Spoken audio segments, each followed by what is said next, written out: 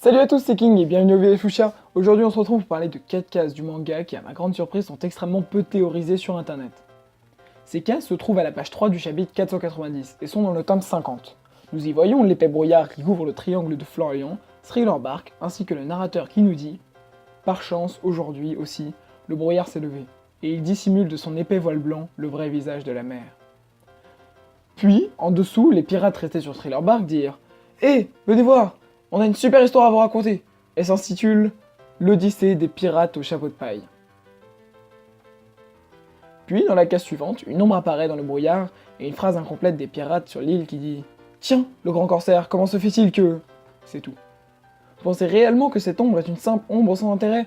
Moi non, car on le sait tous, Oda ne laisse jamais rien au hasard, et veut faire l'œuvre la plus parfaite possible. Ce n'est sûrement pas en laissant des pareilles zones d'ombre que One Piece pourrait être considéré comme une œuvre parfaite.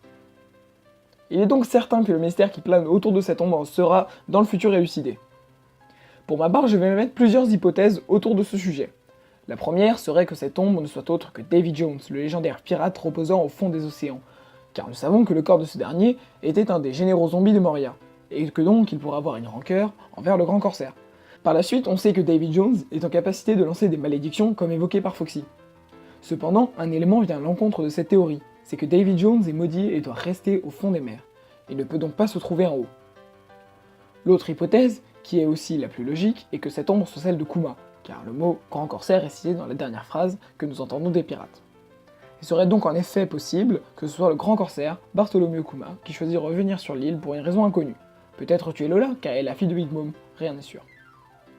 Il reste une dernière hypothèse que j'aime beaucoup, c'est que cette zone serait réellement hantée, car elle est réputée pour cela, et je ne pense pas que tout ça soit la faute de Moria.